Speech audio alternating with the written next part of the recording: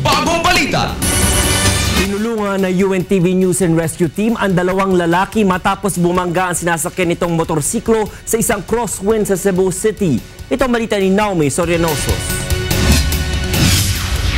Hirap makatayo si Gerson Umapaw, 20 taong gulang, nang mabangga ng minamaneho nitong motorsiklo ang isang crosswind na patawid sa intersection sa East Osmeña Avenue sa Cebu City alas 4:30 ng hapon kahapon.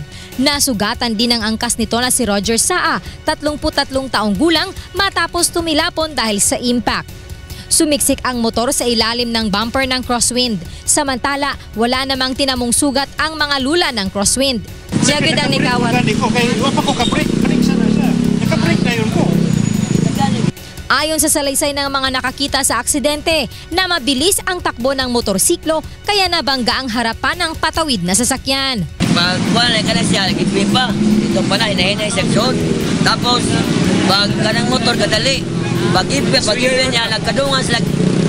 May pagpulutan naman sa pag-ibig ng aking motor. Agad na nilapatan ang paon ng lunas ng UNTV News and Rescue Team ang mga biktima na nagtamo ng mga sugat sa mga binti at braso. Agad na dinala ang mga biktima sa ospital upang matingnan ng mga doktor. Mula dito sa Cebu, Naomi Sorianosos, UNTV News Worldwide.